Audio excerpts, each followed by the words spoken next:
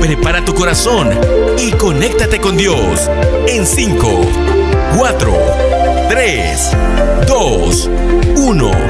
Bienvenidos. Bienvenidos a CC Vida Online. Vida Internacional es una iglesia alegre, relevante y libre que quiere enseñarte a ti la verdadera vida que hay en Cristo Jesús y crecer en Él. Comenzamos. Oremos. Padre, te damos gracias. Gracias por esta oportunidad que nos das de estar en tu casa. Gracias por la vida que nos das. Apreciamos, Señor, el don de la vida a través de Jesucristo nuestro Señor. Y hoy te venimos a pedir que nos hables, que tú nos bendigas, que traigas a nosotros la luz de tu palabra, que nos edifiques con ella, que nos enseñes en el nombre de Jesús. Recibimos hoy lo que tú tienes para darnos. Gracias te damos. Amén. Amén. Una cosa más antes de comenzar. Tenemos algunas personas que trabajan en hospitales, médicos o otra clase de empleados de hospital, y nos cuentan cómo la pandemia sigue creciendo aquí en el país. Así que hay un rebrote, hay un repunte de la pandemia en el país, hay un número que aumenta en los contagios. Así que le voy a pedir por favor que usted siga tomando las medidas, no baje la guardia con eso, no baje la guardia con eso. Así que siempre ya sabe lo que usted tiene que hacer, ¿verdad? Así que siga cuidándose de esa manera, porque esto todavía no ha terminado. Aquí tratamos de tener toda la medida que podemos, ¿verdad? Para que usted también esté tranquilo en eso. Pero fuera de aquí, donde usted trabaja, con quien convive, siga teniendo las medidas necesarias. Amén. Ok. Mire que allá no lo vamos a ir a poder ir a visitar, ¿verdad? Así que mejor se cuida, ¿verdad? Ok, esta mañana vamos a continuar con nuestra serie del estudio de la carta de Santiago. Estamos estudiando esta serie que se llama Cuando la vida no funciona. Cuando la vida no funciona. Este es el episodio 14 de esta serie y hoy comenzamos a estudiar el último capítulo de la carta de Santiago, que es el capítulo 5. El inicio del capítulo 5 de la carta de Santiago. El tema de hoy es el Dios de este siglo. Y precisamente, como le estoy diciendo, el capítulo 5 de Santiago. ¿Cuántos han leído el capítulo 5 de Santiago? No se lo voy a preguntar, hombre. Yo sé que lo ha leído, pero no se acuerda, ¿verdad? El capítulo 5 de la carta de Santiago es, voy a decirlo así, una de las partes más duras del Nuevo Testamento.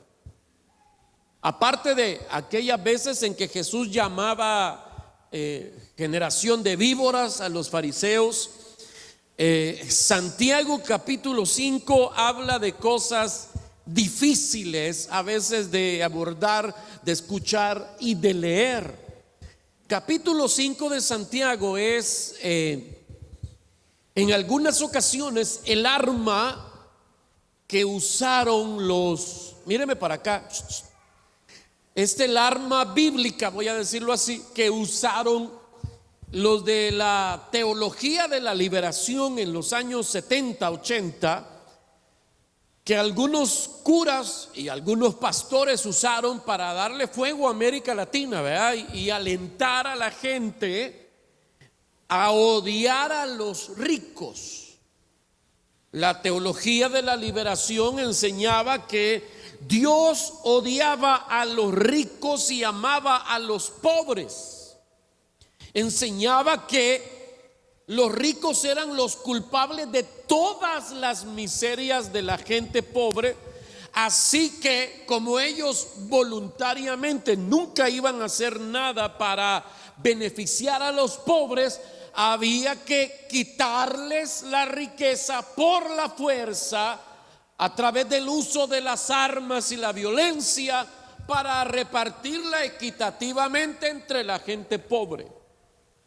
Y ese fue el pensamiento del comunismo y del socialismo que invadió América Latina y que algunos quisieron usar la Biblia para justificar ese pensamiento, cuando jamás la Biblia enseña que Dios odia a los ricos por ser ricos y que Él ama a los pobres por ser pobres. Dios odia actitudes de la gente rica y Dios igual aprecia a los pobres, pero no es que Dios ame al pobre solo porque es pobre y al rico lo odia solo porque es rico. Esta mañana, como le dije, vamos a estudiar de Santiago capítulo 5 los versículos más difíciles de la carta de Santiago. El tema, ya le dije, es el Dios de este siglo. Capítulo 5 de Santiago, versículo 1 en adelante, dice la Biblia estas palabras. Santiago 5, versículo 1 al 6. Capítulo 5, versículo 1 de Santiago dice: ahora escuchen ustedes los ricos, lloren a gritos por las calamidades que se les vienen encima. Se ha podrido su riqueza y sus ropas están comidas por la polilla. Se han oxidado su oro y su plata.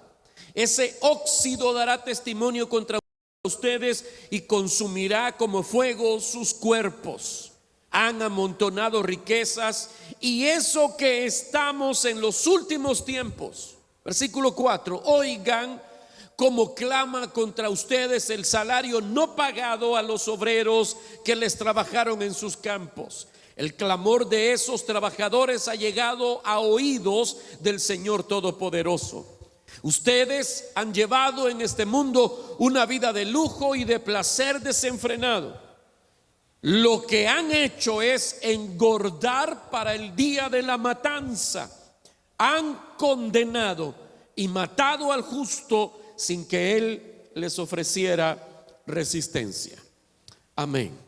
Ok, ya le dije, son palabras difíciles, duras, principalmente hacia la gente rica, pero no solo por el hecho de ser ricos. Y eso es lo que vamos a explicar esta mañana, porque vivimos en una sociedad materialista. Aunque no lo querramos aceptar, estamos en una sociedad que ama o que le da demasiada importancia a la acumulación de bienes. Vivimos en una sociedad donde tener más es la meta de la mayoría de personas. El sueño de todo salvadoreño es ser rico y famoso. Ese es el sueño de la mayoría de gente en nuestra sociedad. Y en esa actitud de querer siempre más, no importa a qué precio, no importa a qué costo, en ese caminar vamos cayendo prisioneros del Dios de este siglo.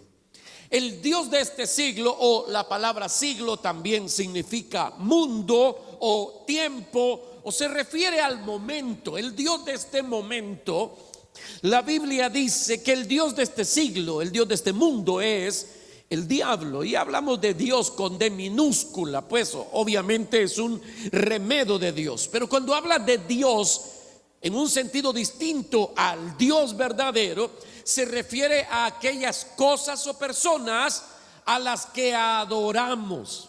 Y el diablo es el Dios de este siglo. Pablo lo dijo así. Segunda carta a los Corintios, capítulo 4, versículo 3 dice: pero si nuestro evangelio está encubierto, lo está para los que se pierden.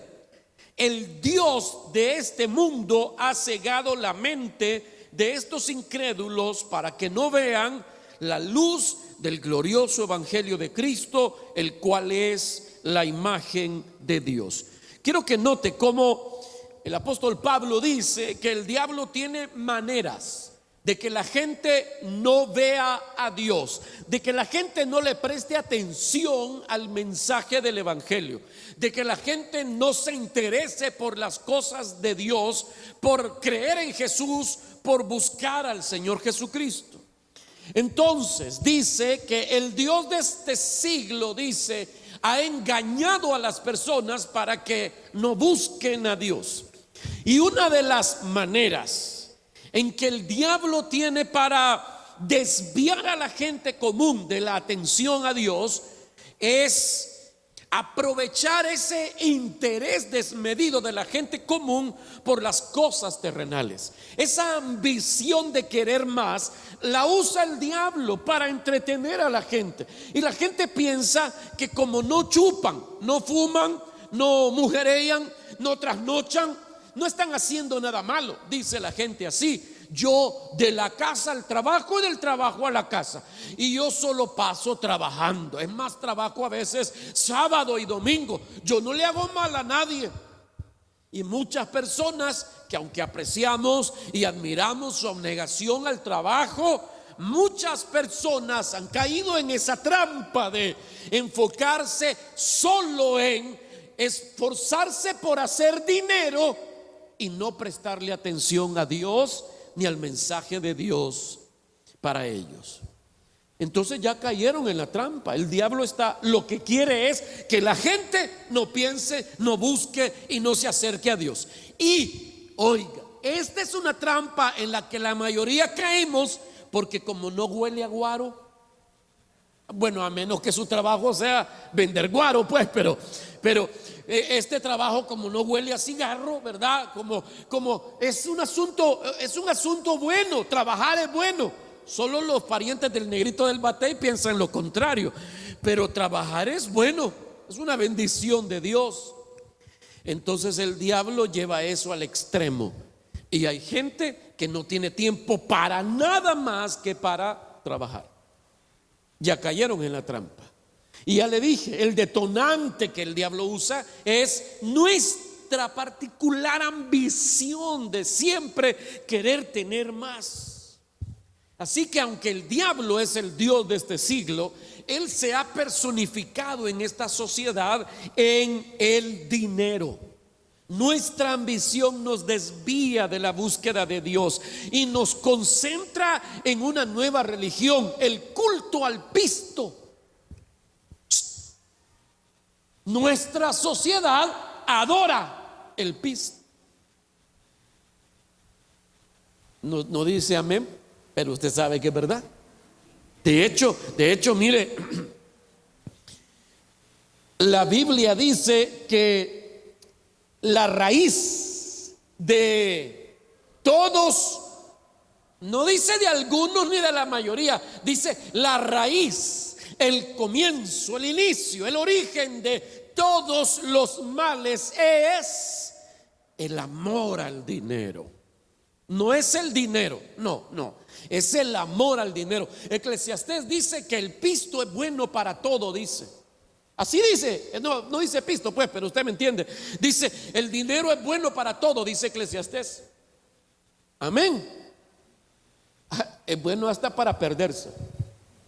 Así que el problema no es el dinero, el problema es nuestra inclinación desmedida a querer siempre dinero. ¿Sabe que la gente está dispuesta a veces a hacer de todo por conseguir un poco más de dinero?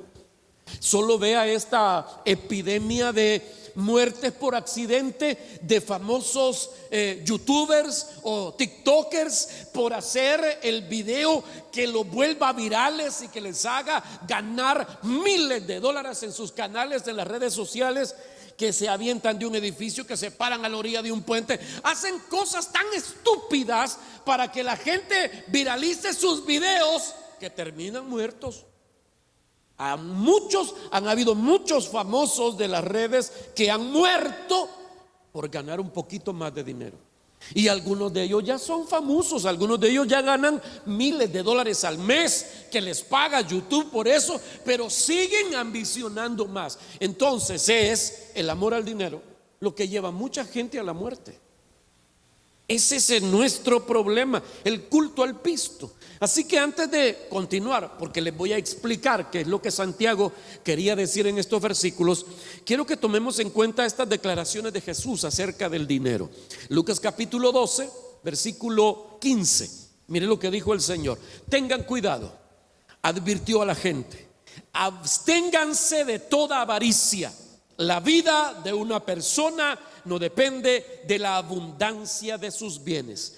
Absténganse de toda avaricia. La Reina Valera del 60 dice: absténganse de toda especie, de toda clase de avaricia. Avaricia es el deseo desmedido de la carne. Y ahora aquí está hablando de un deseo desmedido de la carne por tener visto, porque dice: la vida de una persona no depende de la abundancia de sus bienes. Ya lo sabemos. Hemos encontrado historias fantásticas de gente que tenía todo y vivía infeliz. Jesús lo estaba diciendo. Lucas capítulo 16, ahora el versículo 9. Dice la Biblia así: les digo que se valgan. Oiga, antes de seguir leyendo, este es otro de los pasajes bastante controversiales del Nuevo Testamento. Y mire lo que Jesús dice aquí: les digo que se valgan de las riquezas mundanas para ganar amigos, a fin de que cuando éstas se acaben, haya quienes los reciban a ustedes en las viviendas eternas. El que es honrado en lo poco, también lo será en lo mucho. Y el que no es íntegro en lo poco, tampoco lo será en lo mucho. Por eso, si ustedes no han sido honrados en el uso de las riquezas mundanas, antes de seguir, ¿cuáles son las riquezas mundanas? El pisto, los dólares, porque eso no los imprimen en el cielo, ¿verdad? El Bitcoin. Esas son riquezas mundanas. A eso se refiere la Biblia cuando habla de riquezas mundanas. Se refiere al dinero en sí, en su totalidad, en todo el sentido del dinero. A eso se refiere. Voy a leer otra vez esta parte. Dice: por eso, si ustedes no han sido honrados en el uso de las riquezas mundanas, ¿quién les confiará las verdaderas? Y si con lo ajeno no han sido honrados, ¿quién les dará a ustedes lo que les pertenece? Ningún sirviente puede servir a dos patrones. Ya, la versión que usted se puede de memoria de este versículo dice: nadie puede servir a dos señores. Y dice después: ustedes no pueden servir a la vez a Dios y al diablo. En nuestra, espérame, no dice así pues, pero en nuestra lógica, la antítesis de Dios es el diablo. Como en nuestra lógica, la antítesis del amor es el odio, pero no. La Biblia dice que la antítesis del amor es el egoísmo. Y aquí otra vez nos vuelve a sorprender, porque dice que la antítesis de Dios no es el diablo en sí, es el diablo personificado en el dinero. Míreme, no se ameque. Es el diablo personificado en el dinero. Dice: ustedes no pueden servir a Dios y a las riquezas. Lo interesante de este pasaje es que en el griego originalmente no dice riquezas literalmente, dice mamón, así como mamón pues, pero con M, doble M. Mamón. ¿Y quién era Mamón? Mamón era el dios de las riquezas. Los griegos adoraban al dios Mamón y creían que el dios Mamón es el que les daba el pisto, como aquella Mara que tenía Buda, ¿verdad? Y sabe, algunas personas tienen una figura de Buda en su casa y no saben ni qué onda con el maestro pelón y panzomba. Una señora me dijo: yo lo tengo ahí de cariño porque se parece a mi marido, me dijo ese, ¿verdad? Pero la creencia, mírame pues, la creencia de muchas personas es que si le soban la panza a Buda, les va a dar pisto. Como aquellos que tienen un elefante con el moco así doblado. Qué bonito el elefante. No, son amuletos. La gente cree que esas cosas atraen la prosperidad. Igual en los días de Jesús estaba este Dios, el Dios de las riquezas, Mamón.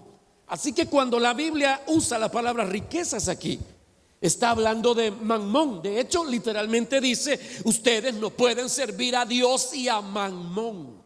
No pueden servir a Dios y al ídolo de las riquezas. Ustedes no pueden servir a Dios y al dólar. Ustedes no pueden servir a Dios y al Bitcoin. No pueden servir a Dios y a las riquezas. ¿Me estoy explicando? Ahora, con eso no estoy diciendo que usted vaya a darle fuego a los billetes, ¿verdad? Tampoco, porque ya le dije que el problema no es el pisto, el problema es el amor al dinero. Entonces, este pasaje o estos dos pasajes que acabamos de leer, que nos enseñan la opinión de Jesús acerca del dinero, nos enseñan dos verdades importantes. Pónemelo ahí, por favor. La primera es que el dinero es una herramienta y una prueba. Diga, una herramienta y una prueba. Diga, una herramienta y una prueba. El dinero es una herramienta y una prueba. Es una herramienta para hacer el bien. El dinero es una herramienta para hacer el bien. Es una herramienta que Dios usa para bendecirnos a nosotros. Pero también el dinero es una prueba. Cuando Dios te da dinero, te lo da para bendecirte, para hacerte un bien a vos, a tu familia, a la gente que te rodea, la gente que depende de vos. Pero también el dinero en tu mano, en tu bolsa, en tu cuenta bancaria, en la wallet de Chivo, ¿verdad? El dinero es una prueba. Dios te está probando cuando tenés dinero. ¿Qué hace Dios? ¿Cómo es que Dios nos prueba? Mire, Dios nos prueba con el dinero. Dios con el dinero está probando tu gratitud. ¿Cuánta gente no dice: si yo tuviera pisto? No, si yo tuviera pisto, lo primero que haría. La gente dice: sí, usted también me lo dice, ¿verdad? Si yo me ganara $1,000,000, lo primero que haría sería dar el diezmo. Así como no. ¿Acaso no acaba de leer usted que Jesús dijo que si usted no es fiel en lo poco, no va a ser fiel en lo mucho? Si no puede diezmar del sueldo mínimo, ya me imagino usted diezmando de $1,000,000. Dígale al vecino: te descubrieron, dígale. Esa mentira es más vieja que préstame 5, hombre, no. Mire, por eso hay que entrenarse dando cuando uno tiene poco. Entonces, bueno, pues Dios usa el dinero para probar tu gratitud. Dios usa el dinero para probar tu fe. Dios usa el dinero para poner a prueba tus prioridades. Dios usa el dinero para poner a prueba tus valores. Hay gente que cuando tiene pisto se le nota cuáles son sus valores, o no tenía valores.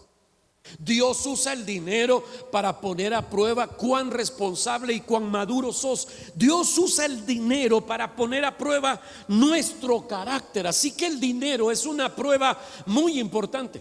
Entonces, lo primero que Jesús nos enseña con estos dos pasajes es que el dinero es una herramienta y una prueba. Pero también nos enseña que la administración del dinero es una disciplina espiritual que nosotros debemos desarrollar y practicar. Algunos piensan que el dinero o los asuntos de dinero no tienen nada que ver con el asunto espiritual, y está usted equivocado si piensa así, porque la Biblia enseña que mi espiritualidad se refleja en lo que yo hago con el dinero. El manejo del dinero entonces manifiesta si tengo yo madurez espiritual o no la tengo. El manejo del dinero es un asunto más importante del que a veces nosotros nos imaginamos. De hecho, Jesús habló más del dinero que del cielo y del infierno, solo para que piense eso. El dinero es un asunto importante. Así que Dios usa el dinero para ponernos a nosotros en perspectiva sobre lo que es importante en la vida. Dios usa el dinero para que nosotros aprendamos a mostrar quién es Cristo en nosotros. Por eso leímos que dice que si usted no es fiel con las riquezas mundanas, no le van a dar las riquezas verdaderas. ¿A qué se refiere con las riquezas verdaderas? Las riquezas del cielo no se las darán al que no administre bien el pisto aquí en la tierra. Mire qué cosas. Quiere decir que no estoy hablando de salvación, usted ya sabe a lo que me refiero, ¿verdad? Estamos hablando de posiciones y premios en el reino de los cielos. Hay gente que no va a ser premiada por Dios porque no fueron buenos administrando el dinero. Interesante, así que como le digo, el asunto de administrar lo que hacemos con el dinero va a determinar o va a manifestar, mejor dicho, nuestra madurez espiritual. Hay tantas cosas que la Biblia tiene que decir acerca del dinero y hay literalmente, hay cientos y cientos de versículos que hablan sobre eso. De hecho, la mitad de las parábolas de las que Jesús habló hablaban del dinero, y un tercio de esas parábolas hablaban sobre inversiones. Así que Jesús habló mucho del dinero. Por eso esta mañana vamos a ver en el pasaje que ya leímos de Santiago cómo administrar correctamente nuestro dinero, sea poco o sea mucho. ¿Qué espera Dios de sus hijos en cuanto al dinero? ¿Sabe? Cuando en la iglesia se habla de dinero, generalmente solo se habla del diezmo y de la ofrenda, ¿verdad? Por eso es que cuando se va a hablar de dinero en la iglesia, la gente se pone como arisca, ¿verdad? Desde temprano, antes de venir a la iglesia, le echan llave a la mente para decir: a mí no me van a bajar hoy no me bajan, hoy no me bajan. Porque generalmente la mayoría de iglesias usa temas como esto solo para pedir pisto.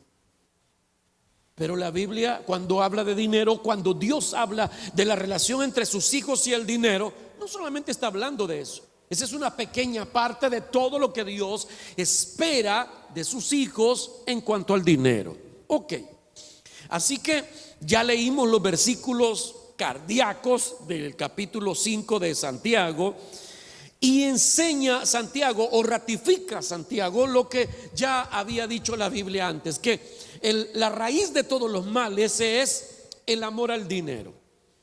Y ya le dije, no, el problema no es el dinero, sino el uso que le damos al dinero. Es nuestro afecto hacia el dinero. Ese es el problema. Porque, como comencé diciéndoles, Dios no condena al rico por ser rico. No hay ningún problema con que usted sea rico. Ningún problema. Muchos hombres prominentes de la Biblia eran ricos. Abraham era un hombre millonario de acuerdo a los estándares de nuestro tiempo. Job, dice la Biblia, era el hombre más rico de su tiempo. David y Salomón eran los hombres más ricos de su entonces. Y el Nuevo Testamento cuenta que Bernabé, quien fue uno de los apóstoles, de los primeros apóstoles de la iglesia, fue un hombre adinerado. De hecho, José de Arimatea, quien donó el terreno para que pudieran poner allí al Señor cuando murió, era un hombre rico. Así que Dios no está en contra del rico solo por ser rico. Ya le dije que esa enseñanza torcida le dio fuego a América Latina durante décadas, y en este país por más de 30 años hubo una lucha por la reivindicación de la clase pobre y proletaria en contra de la clase burguesa y opresora. Yo creo que a estas alturas todos los que estamos aquí, que alguna vez quizás fueron de izquierda, ya no están totalmente de acuerdo con todos esos postulados, porque usted ya sabe que con eso le dieron garabato a medio mundo, y los únicos que se hicieron ricos, y no solamente en este país, en todos los países donde el socialismo se impregnó en la sociedad, los únicos que se enriquecieron fueron los líderes. El pueblo y la gente común siguió siendo pobre, y el que salió de la pobreza fue gracias a Dios y sus esfuerzos por salir de ahí. Nada tuvo que ver la redistribución de las riquezas, gracias, porque las riquezas se las redistribuyeron entre ellos. Espero que nadie se vaya a enojar con eso. No estoy en contra de, mire, rojito el pañuelito. No se preocupe por eso. Ok. Entonces, lo que quiero decirle es, Dios no ama al pobre solo por ser pobre. La Biblia no enseña eso, ni la Biblia enseña que Dios odia al rico por ser rico. Lo que Dios quiere es que tanto el rico como el pobre tengan una actitud correcta hacia el dinero. De hecho, la Biblia dice que si la gente pobre tiene una actitud correcta hacia el dinero, dejarán de ser pobres. Oiga eso. Entonces Dios quiere que usemos nuestras riquezas con sabiduría. No importa si tenemos mucho o tenemos poco. En el Nuevo Testamento, en el tiempo del Nuevo Testamento no había clase media. Solo había clase alta, muy alta, y clase muy pero muy baja. En el Nuevo Testamento o eras rico o eras pobre. No había clase media. El sistema de ese entonces hacía más ricos a los ricos y hacía más pobres a los pobres. No había clase media. Y en ese entonces los ricos siempre tenían la inclinación de oprimir a los pobres y manipularlos e incluso robarles a los pobres. Sí, no es una historia nueva. Por eso Santiago, le estoy explicando esto para que vea el contexto en el que Santiago escribió estas palabras. Santiago entonces, al ver esa disparidad y la mala actitud de los ricos hacia los pobres, Santiago arremete contra los ricos no por ser ricos, sino por el uso que le daban ellos al dinero.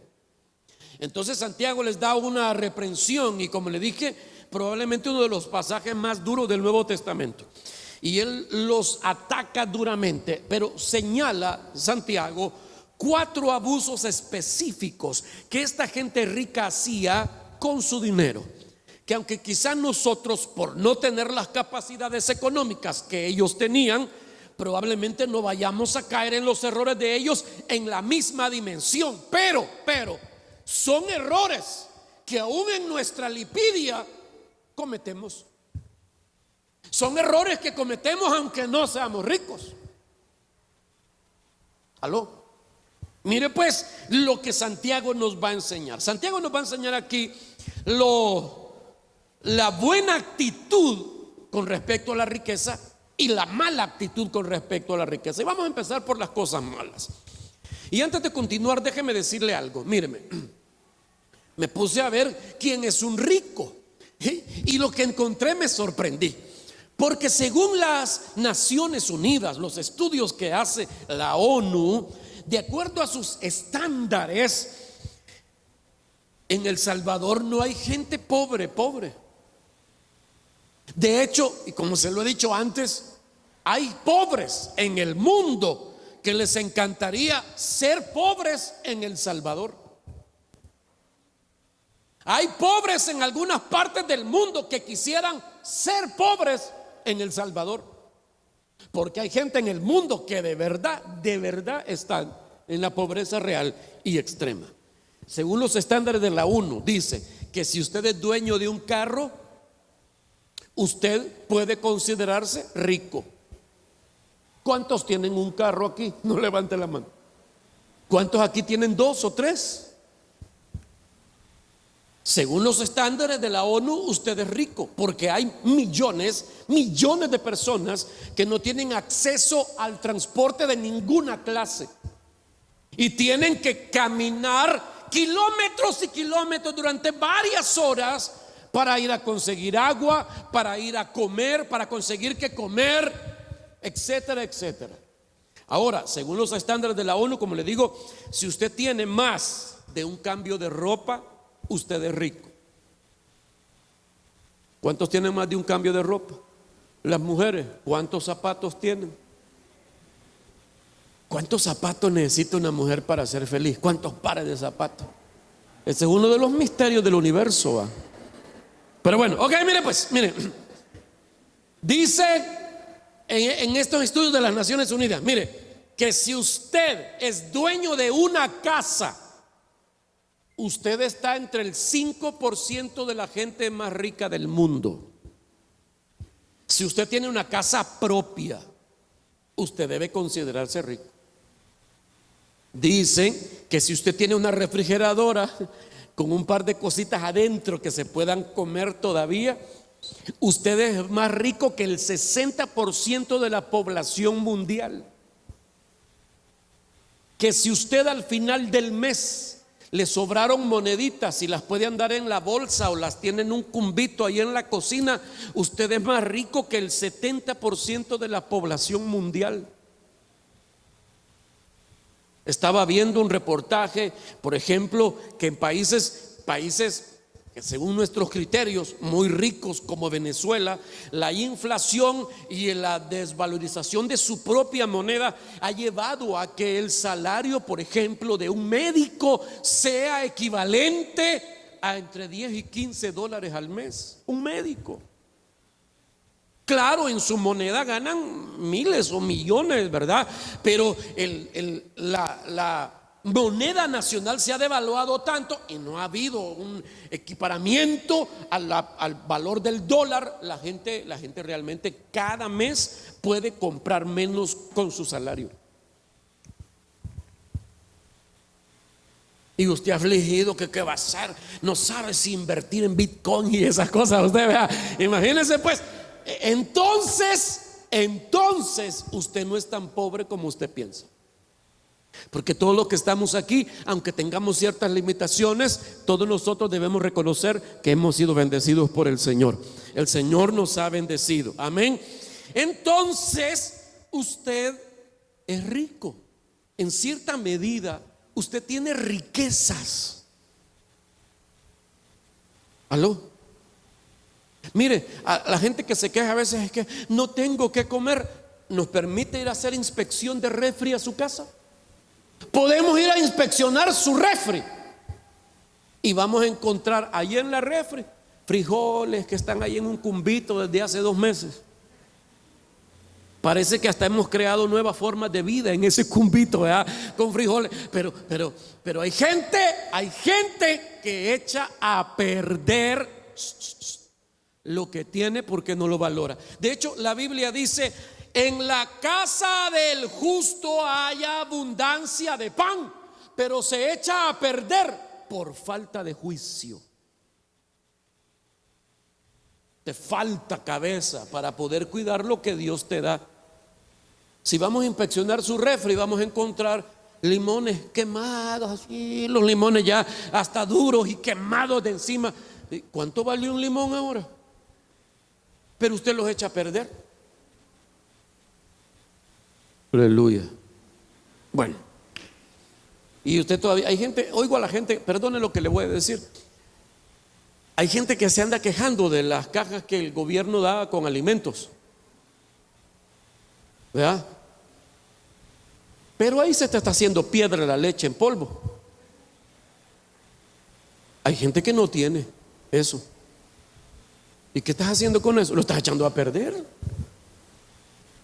No somos pobres en el sentido estricto de la palabra. Tenemos riquezas, no como otros, pero tenemos, pero no las cuidamos.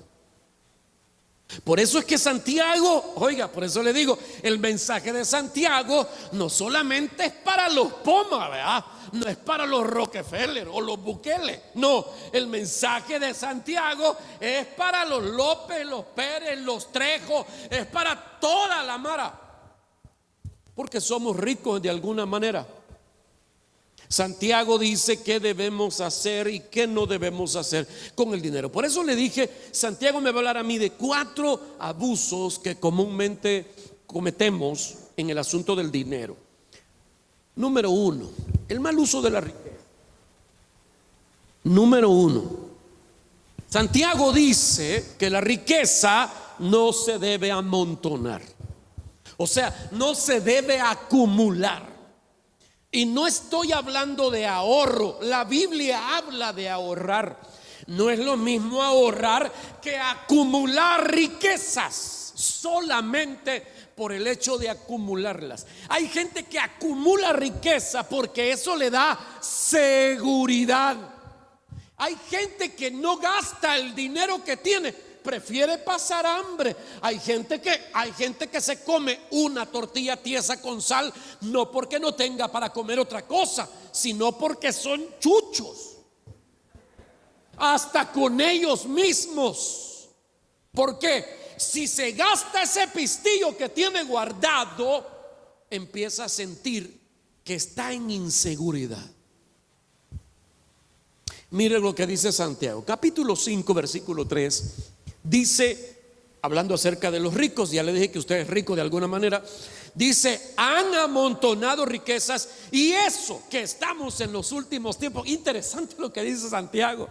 Estamos en los últimos. ¿Desde cuándo los hombres de Dios vivían con la expectativa de la eternidad? ¿Desde cuándo los hombres de Dios vivían con la expectativa de que Cristo ya iba a volver? Eso, según lo que Santiago dice aquí, debería ser una motivación para administrar correctamente el dinero y no acumularlo solamente para nuestros deseos egoístas. Estamos en los últimos tiempos. No debemos acumular las riquezas. Mire, de los 4 errores, Santiago pone en primer lugar este asunto de la acumulación. Dios dice entonces que el dinero no se debe almacenar o recogerlo en montones solamente por el simple hecho de tenerlo ahí para que nos dé seguridad. Dios lo que quiere es que el dinero esté en circulación. Ya le dije, no estamos hablando de ahorrar, esa es otra cosa, ya vamos a hablar de eso. Se refiere a que hay personas que quieren acumular cosas que no van a alcanzar a disfrutar aunque vivieran 1000 años. Hay gente que tiene cosas, hay gente que tiene ropa, zapatos, dinero que no va a alcanzar a disfrutar ni aunque viviera 200 años. Eso es acumular de manera indebida. Mire, usted lee a veces historias sorprendentes. Uno la lee en los periódicos, lee de personas mayores que murieron solos y que murieron en estado evidente de pobreza. Y cuando van a levantar el cadáver, mueven el colchón, debajo del colchón el montón de billetes. Y vivían en una casa de gente muy sencilla, y vivía de una manera muy sencilla, incluso pasando necesidades. ¿Por qué hay gente así? ¿Por qué hay gente que puede vivir en pobreza teniendo el dinero para tener un mejor nivel de vida? La psicología explica eso y nos dice que la gente que acumula de manera innecesaria lo que está tratando es de tener un sentido de seguridad. Es gente que no tiene confianza, que viven inseguros. Generalmente los que son muy aprensivos con el pistillo son los que pasaron necesidad cuando eran niños, los que vieron a sus papás pasar lipidia para criar a sus cipotillos, ¿verdad? Esa es a veces la gente muy aprensiva con el dinero. Y hay gente que la acumulación de chunches y de pisto se ha convertido en la meta principal de su vida. Hay gente que no se gasta el dinero porque tienen miedo a que surja una necesidad y no tengan para cubrirlo. Y no estoy hablando de ahorrar. Como le dije, hay gente que tiene tanto que no podrá disfrutarlo ni aunque tuviera 3 vidas. En el Nuevo Testamento, las riquezas se podían acumular de 3 maneras. Se podía acumular acaparando alimentos, se podría acumular, está en la pantalla, guardando mucha ropa, o reuniendo metales y joyas preciosas.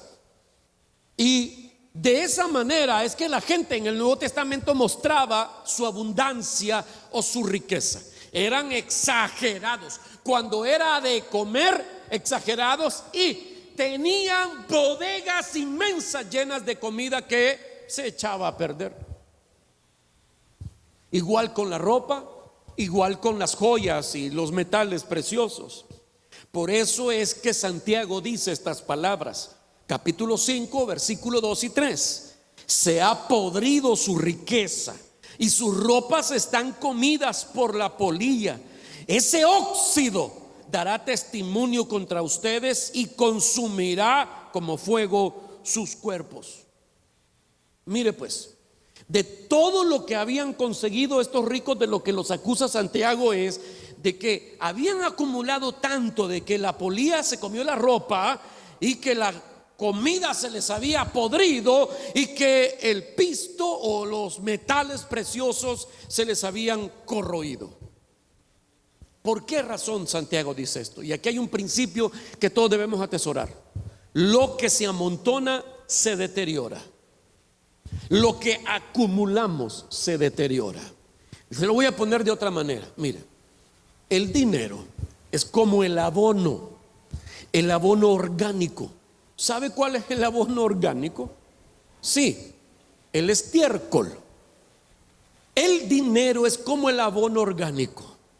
Si no lo usa adecuadamente y lo quiere acumular, eso apesta, eso puede hasta enfermarte y matarte. Así que Dios no quiere que acumulemos. Iba a decir la otra palabra en vez de abono, ¿verdad? Dios no quiere que acumulemos eso. Por eso Santiago dice, la ropa se la comen las polillas. La comida se te pudre, se te oxida, el dinero. Porque mire, le pregunto, ¿cuál es la ropa que se comen las polillas? ¿La que usted usa diariamente?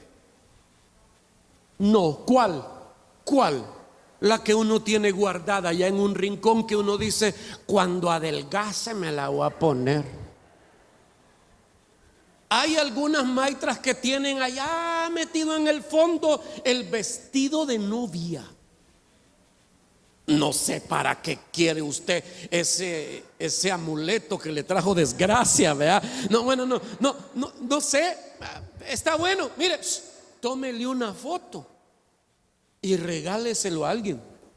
O véndalo ya, conviértalo en efectivo, lo que sea. Hay gente que tiene cosas que no usa y que quizás no va a usar jamás. Santiago dice que eso es acumular, y eso no es bueno. Y dice que la comida se les podría. Le pregunto, ¿cuál es el alimento que se va a echar a perder? ¿Cuál es el alimento que se va a podrir? ¿La comida que usted usa todos los días? No.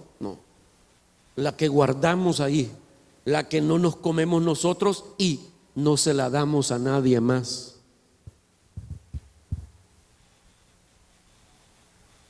A veces veo gente que va a esos restaurantes de comida rápida y solo se comen la hamburguesa y las papas a la basura.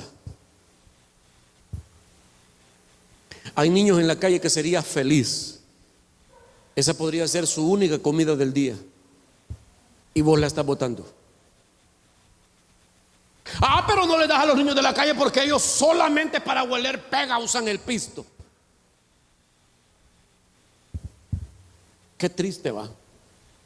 Estamos hablando de los que no han venido. Entonces dice Santiago, se les arruina la ropa, se les arruina la comida, porque la riqueza no fue hecha para estar amontonada.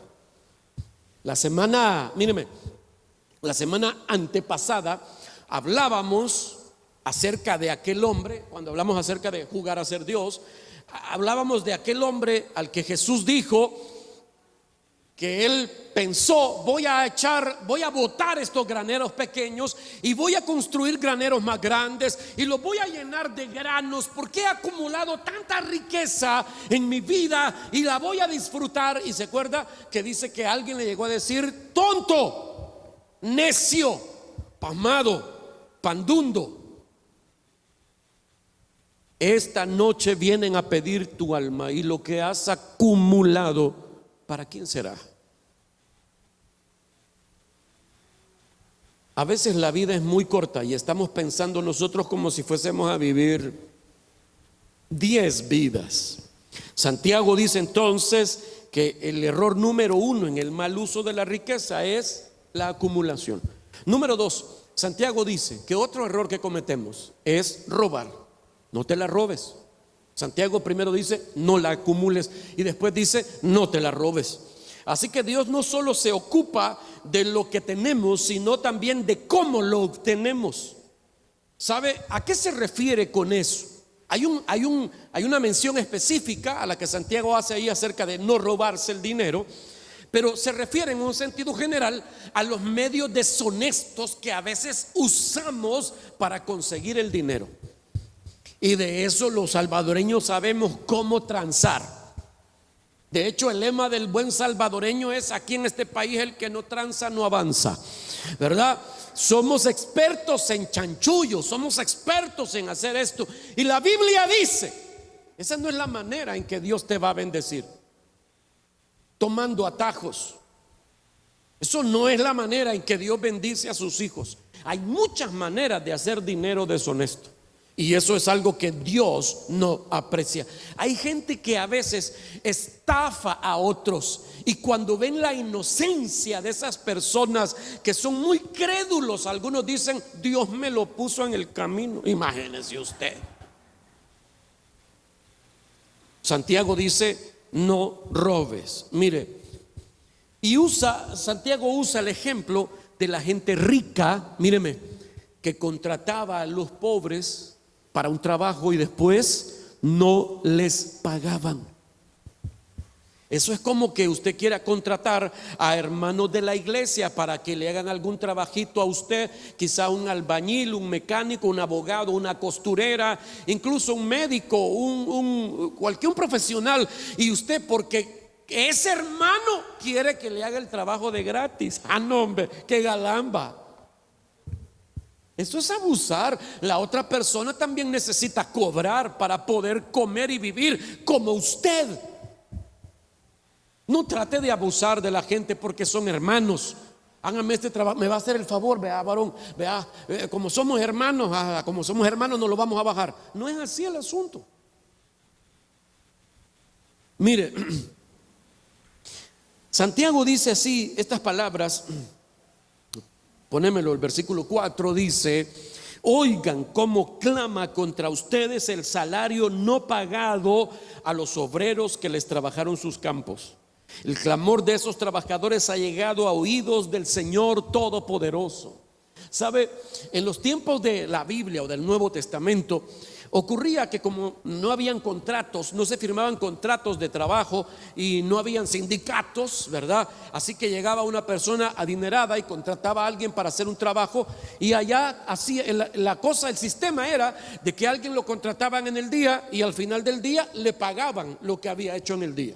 Entonces, habían algunos empleadores que contrataban gente en necesidad y al final del día llegaban y decían: no me gustó tu trabajo, no te voy a pagar. Y entonces el cuate se quedaba con el trabajo del otro de choto y no le pagaba, y aquel se tenía que ir sin su dinero a su casa. Muchos usaban esa trampa para no pagarle a la gente que tenía necesidad de ese dinero. Y por eso Santiago dice: oigan cómo clama contra ustedes el salario no pagado a los obreros que les trabajaron sus campos. El clamor de esos trabajadores ha llegado a oídos del Señor Todopoderoso. Santiago dice que en estas injusticias Dios tomará cartas en el asunto. Así que primero dice: no la acumules. Después dice: no te la robes. Número 3, dice: no la desperdicies. Así que Dios está interesado no solamente en lo que tenemos, ¿verdad?, sino en cómo lo obtenemos y en cómo lo gastamos. La manera en que gastamos el dinero es muy importante, dice mucho acerca de nosotros. Y dice el versículo 5, ponémelo, Santiago 5:5, dice: ustedes han llevado en este mundo una vida de lujo y de placer desenfrenado. Lo que han hecho es engordar para el día de la matanza. Ya le dije, no está hablando mal del rico por ser rico, ni está hablando mal del gordo por ser gordo. está hablando del punto de el gastar de manera desenfrenada. Algunos de nosotros tenemos esa misma actitud. Gastamos desperdiciando la riqueza que tenemos. Muchos de nosotros desperdiciamos lo que tenemos cuando no gastamos de manera prudente nuestro dinero. Una de las mayores tentaciones, creo yo, que tenemos y que tenemos que evitar en la medida en que tenemos o ganamos un poquito más con el paso del tiempo, es evitar el querer gastar más. Hay gente que piensa, me subieron el salario, o sea que hoy me puedo dar otros gustos. Pero si vivías bien con el estilo de vida que ya tenías, ahora ganas más, ¿por qué obligatoriamente tenés que gastarte eso extra? ¿Por qué? Nosotros somos expertos en malgastar el dinero de manera egoísta en nosotros. Mire, y escuchamos al otro yo del doctor Merengue decirnos: te mereces esos zapatos, te los mereces. Vos te mereces ese iPhone 20. No existe, va todavía, pero hay gente que dice: no, te lo mereces, te lo has ganado. Y gastamos en cosas que no necesitamos. Solo porque podamos comprar algo no quiere decir que tenemos que comprarlo. Y eso es lo que está diciendo Santiago aquí: no desaproveche el dinero que Dios le da, la bendición que Dios le da. Es más fácil perder el dinero que hacerlo, y eso todos nosotros lo sabemos.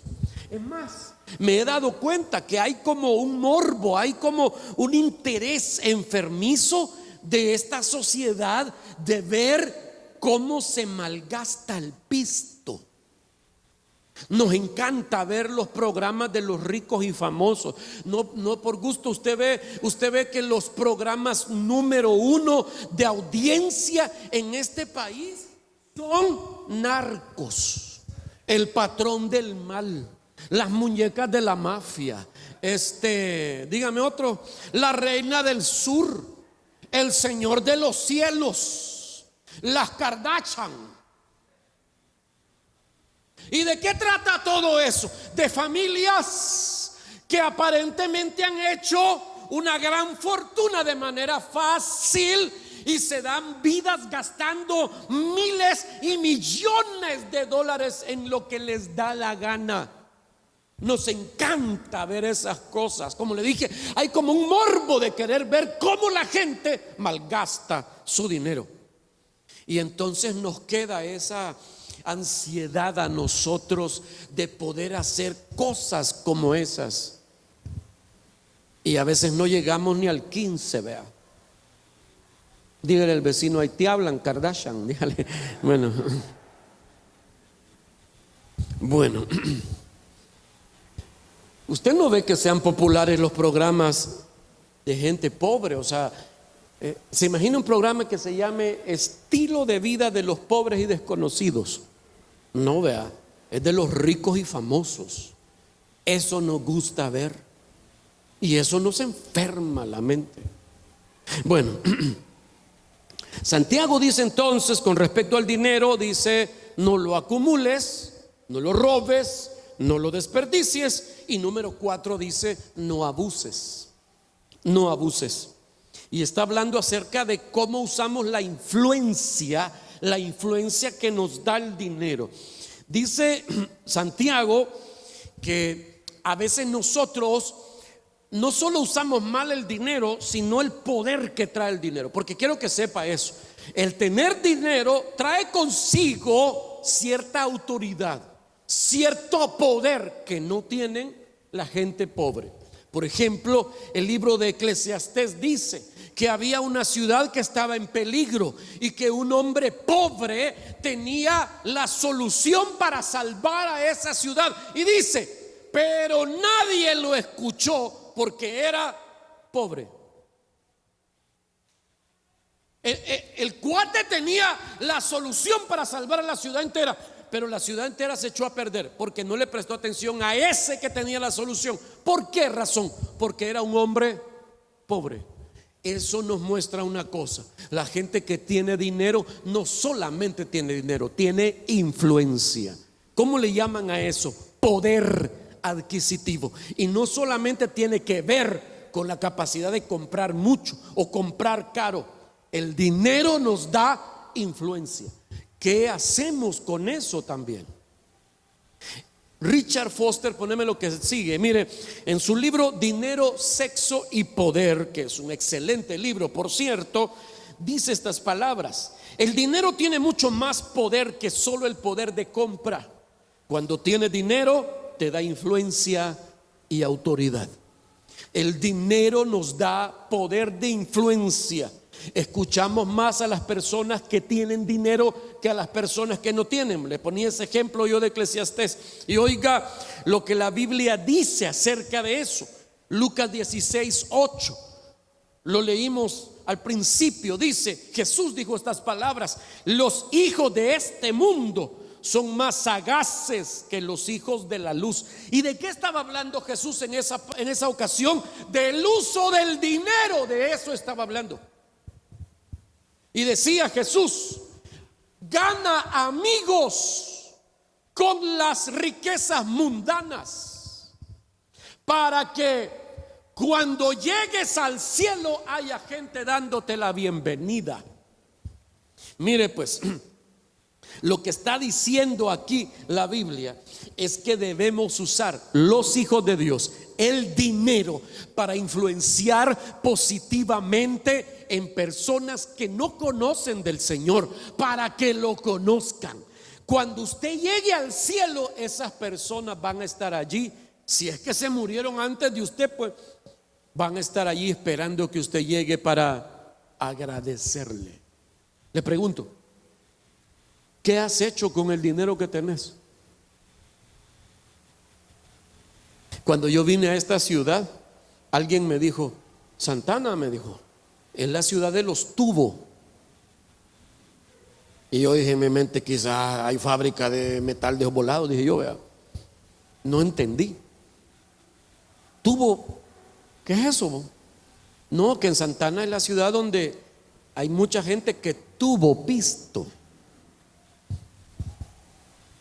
Históricamente, la gente de dinero vivía en Santa Ana porque era una zona con un mejor clima que otras partes de otras grandes ciudades del país.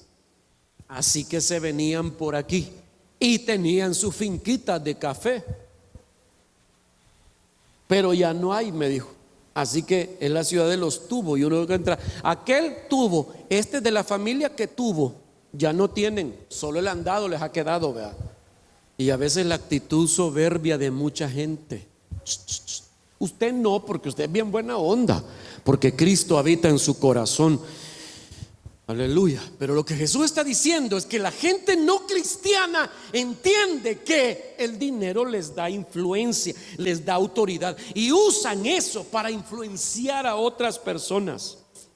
A veces esas personas ricas usan su influencia para seguir ganando dinero, o para estafar a otros, o para engañar a otros. Porque es una historia repetida, triste, pero repetida en nuestras sociedades, que los ricos siempre han manipulado incluso las decisiones políticas de este país para seguir fregando a los que no tienen. Eso ha pasado con los gobiernos anteriores, incluso en la época de los militares, cuando se cambiaba de gobierno por golpes militares. Y eso ha venido cuando comenzó nuestra breve y corta historia de la democracia, y sigue hasta el día de hoy. La gente que tiene dinero usa su influencia para decidir el destino del país. Dios condena eso cuando lo que hacen es malo para la gente que no tiene. Los cristianos tienen que reconocer que si tienen dinero, si tienen un poquito de dinero más que los demás, tienen una influencia mayor que los demás, y son responsables de usar esa influencia para hacer el bien. Amén. Entonces, Santiago está diciendo aquí, oiga, que debemos aprender a usar correctamente nuestro dinero. Y voy a ir concluyendo, ayúdenme con el piano porque ya se me acabó el tiempo, pero como esté bien buena onda conmigo, me va a regalar 15 minutos, 10, 9, 8. En Bitcoin sería bueno, no sé. 4 cosas, solo se las voy a mencionar, que la Biblia enseña que los cristianos deben hacer con el dinero. Santiago dice que hay 4 cosas que los ricos en ese entonces hacían mal con el dinero. Primero, lo malo que hacían era acumularlo. Después, robarlo. Después, desperdiciarlo. Y después, abusaban de la influencia que les daba el dinero. La primera cosa que los hijos de Dios deben hacer con su dinero es ahorrar. Ahorrar. ¿Sabe? El ahorro es importante y todos los hijos de Dios deberíamos tener cuidado de estas cosas. Proverbios 21:20 dice así la Biblia, se lo leo, dice: en casa del sabio abundan las riquezas y el perfume, pero el necio todo lo despilfarra. Proverbios 30:24 dice: 4 cosas hay. 4 cosas hay pequeñas en el mundo, pero que son más sabias que los sabios: las hormigas, animalitos de escasas fuerzas, pero que almacenan su comida en el verano para el invierno. Este es un principio que la Biblia nos está enseñando a nosotros, que debemos ahorrar un poco de dinero cada vez que recibimos. En este país se ahorra muy poco, pero muy poco. ¿Por qué ahorramos tan poco en El Salvador? Creo porque somos la generación del momento, porque vivimos el momento. No pensamos en mañana, no pensamos en el futuro, no pensamos en otros, pensamos en nosotros y pensamos en ahora. Nos gusta más gastar que ahorrar. Jesús en sus parábolas habla mucho acerca de ahorrar. Regañó a un hombre porque porque escondió el dinero en vez de dárselo a los banqueros para que ganara intereses. Jesús estaba ahí animando a alguien a ir y poner su dinero para que ganara intereses, o sea, que ahorrase el dinero. Entonces, oiga, ¿cómo poder? Solo se lo voy a mencionar rápidamente. ¿Cómo poder nosotros desarrollar un hábito del ahorro? Ponelo, y por favor, número 1, dicen los que saben también ponerlo. Siguiente, número 1, tenemos que aprender a vivir con un límite. Tenemos que aprender a vivir con un límite. ¿Qué significa? Mire, sencillo: gaste menos de lo que gana. Si usted es una persona que recibe un ingreso fijo cada mes, es muy fácil que usted pueda aprender a vivir con menos de lo que gana. Una renta más barata, el servicio de internet el más cómodo, el más barato. Gaste menos de lo que gana. El problema nuestro es que queremos gastar justo lo que ganamos y a veces más de lo que ganamos. Poneme lo que sigue. Este señor John D. Rockefeller, este señor, el famoso Rockefeller, el fundador de esta fama de familia, dijo muchas veces: ahorra un 10%, diezma un 10% y aprende a vivir con un 80%. Lo dijo alguien que sabía de lo que estaba hablando, un hombre millonario. ¿Qué dijo él? Ahorra un 10%, diezma un 10% y vive con un 80%. Número 2, ¿qué cosas debemos hacer para aprender a ahorrar? Debemos aprender a estar contentos con lo que tenemos hoy. Debemos aprender a estar contentos con lo que tenemos. Muchas veces nosotros caemos prisioneros de los publicistas que nos hacen creer que necesitamos ese chunche, necesitamos ese volado, ¿verdad? Mire, la gente esta ya está tramando cuáles son las campañas que van a lanzar, las campañas publicitarias, que van a lanzar para diciembre. Ya están viendo cómo nos van a dormir y ni siquiera vamos a la mitad del año. Aprendamos a estar contentos con lo que tenemos ahora. Ok, voy rápido con esto. ¿Cuál es el propósito de ahorrar según la Biblia? Míreme. La gente no cristiana ahorra dinero para poder tener seguridad en el futuro, fundamentada en ese dinero. Ahorran para tener seguridad en el futuro. Los cristianos, y lo encuentra uno de manera clara en la Biblia, no deben poner su seguridad en las riquezas. Hay mucha gente que tiene su seguridad puesta en las inversiones, tiene la seguridad puesta en los ahorros, etcétera, etcétera. Y ya ve usted cómo hay gente que tenía miles de millones de dólares a veces invertidos o ahorrados, los pierden de la noche a la mañana. Esa historia de ese hombre que usted ve allí, Bunker Hunt, él perdió de la noche a la mañana en 1986, dice, $1,000 millones.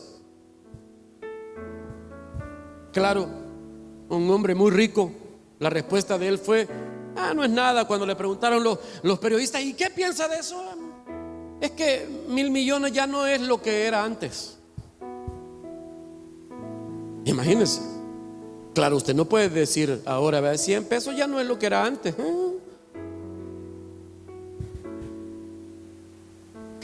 El dinero no debe darnos seguridad. Diga conmigo: el dinero no debe darme seguridad. Dígalo otra vez: el dinero no debe darme seguridad. Tu seguridad está en Dios. Quien guarda tu futuro es Dios. Quien te va a sostener en el futuro es Dios.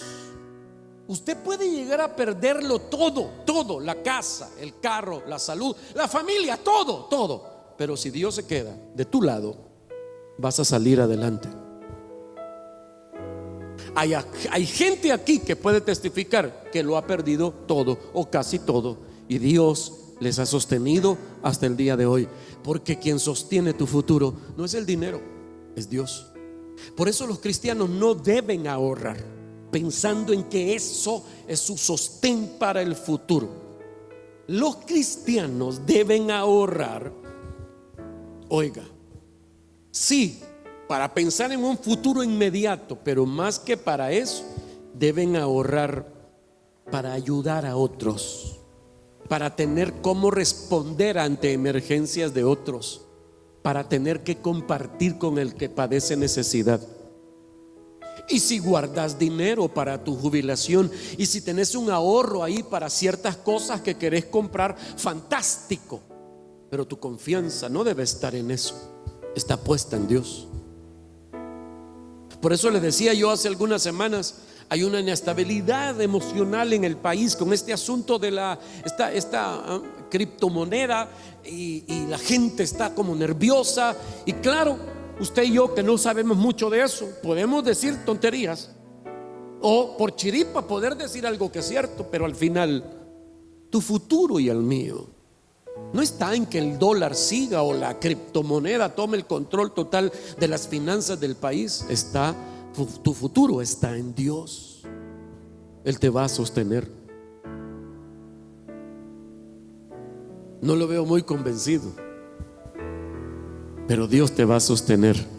Lo ha hecho antes y lo va a seguir haciendo hasta el final de tus días. Filipenses capítulo 4 versículo 19. Mire cómo dice: mi Dios suplirá todas tus necesidades. ¿Cómo dice? Mi Dios suplirá todas tus necesidades. ¿Qué va a suplir Dios? Diga todas. ¿Qué va a suplir Dios? Todas. ¿Qué excluye todas? Nada. ¿Incluirá ahí el pago de tu casa? Sí. ¿Incluye ahí el pago del préstamo? Sí. ¿Incluye ahí la colegiatura de tus hijos? Sí. Todo está incluido ahí. Dios suplirá todas tus necesidades. Note que no está diciendo que Él va a suplir todos tus caprichos. No, no, no. Dios no se compromete a cumplir tus caprichos, se compromete a suplir tus necesidades. Qué comer, qué vestir, dónde vivir. Esas cosas fundamentales de la vida, la educación, todas esas cosas fundamentales de la vida. Tal vez no sean como vos quisieras, pero Dios se compromete: yo voy a suplir tus necesidades. Amén. Número 2, la segunda cosa que los cristianos deben hacer en cuanto al dinero, ya solo se lo voy a mencionar. Número 2 es trabajar. Quítese de la mente la idea de que usted se va a hacer rico de la noche a la mañana. Hay gente que vive soñando que un día de repente una avioneta colombiana va a pasar por su casa y entonces se le va a caer una maleta justo en el patio de la casa y uno tiene el palito de limón y ahí va a venir paquetes de dólares o paquetes con bicarbonato.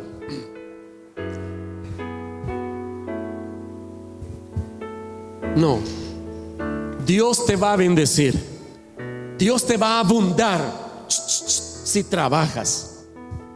La Biblia promete que Dios va a bendecir la obra de tus manos. ¿Qué significa eso?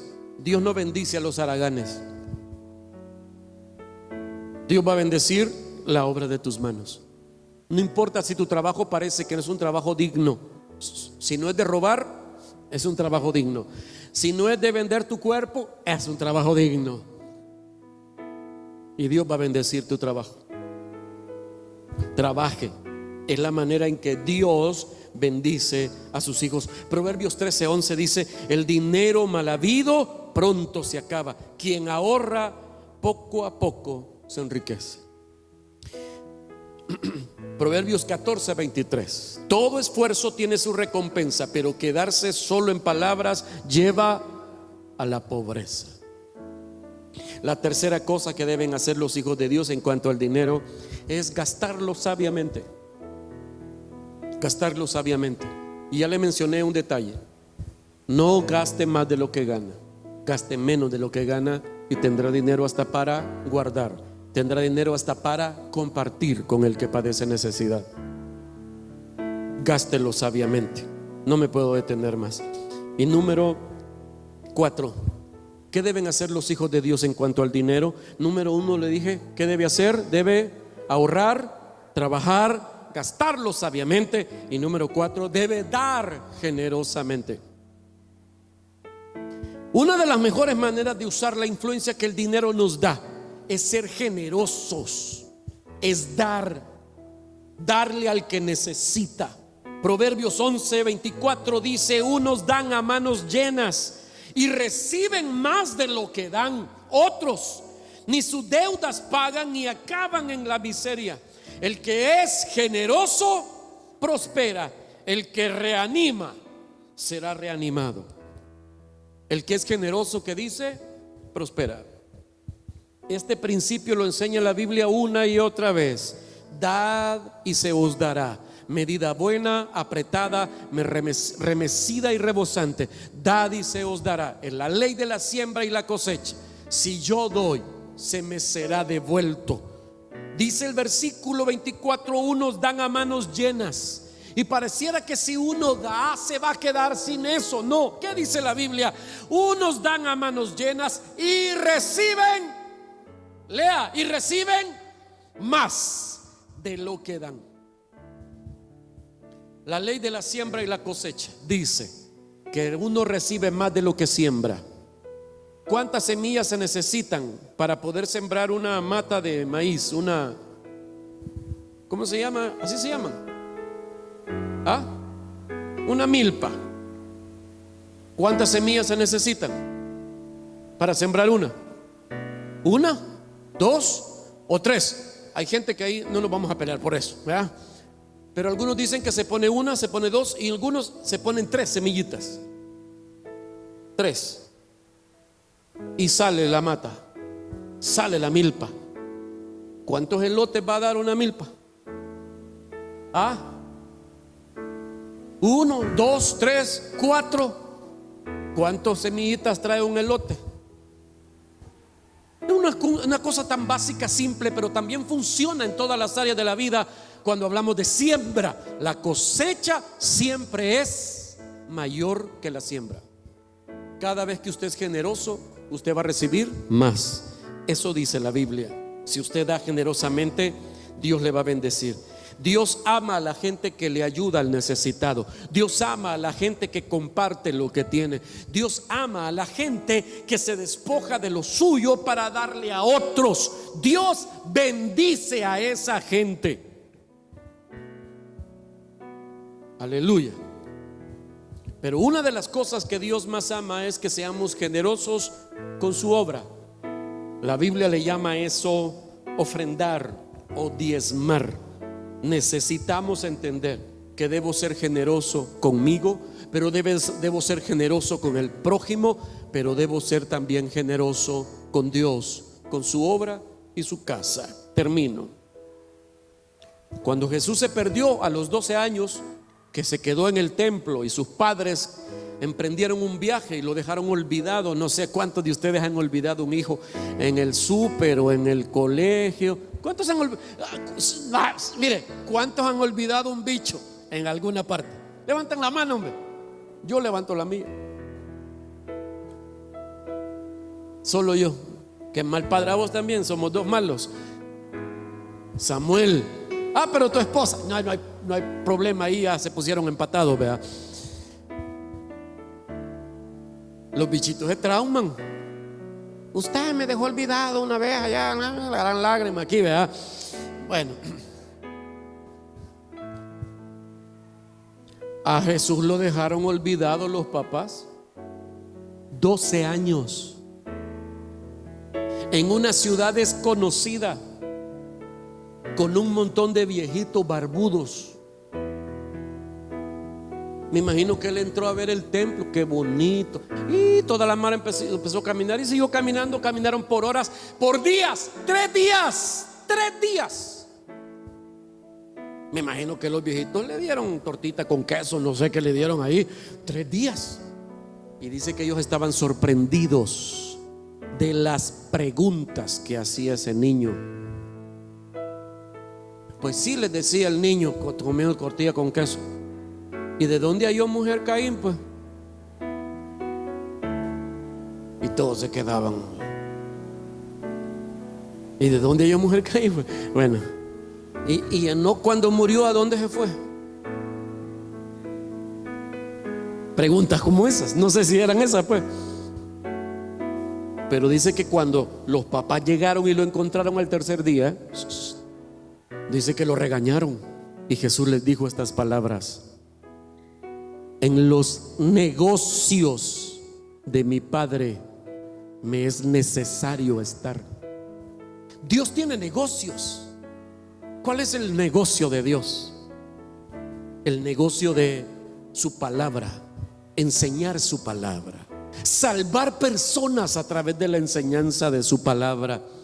Ese es el negocio de Dios. Y el mejor negocio que usted y yo podemos hacer es invertir de nuestro dinero en el negocio de Dios, su reino, su iglesia. Dios se compromete a bendecirte por eso. Cierre sus ojos un momento.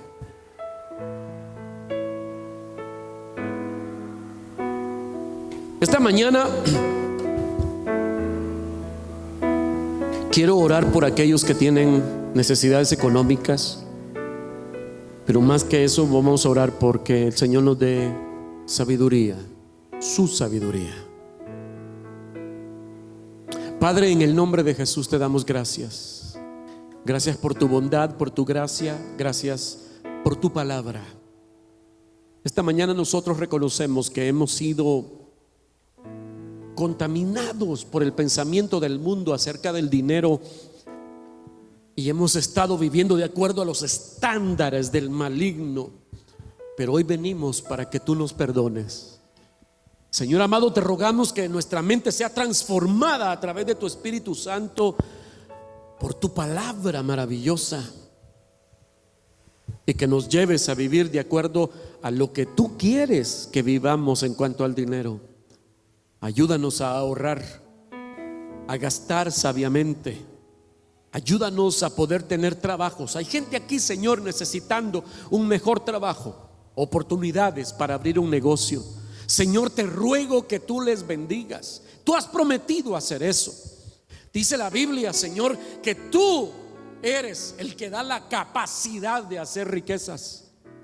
Hay gente emprendedora aquí entre nosotros que necesita que tú intervengas, que tú le bendigas, que tú, Señor amado, hagas un milagro en sus negocios, en sus emprendimientos.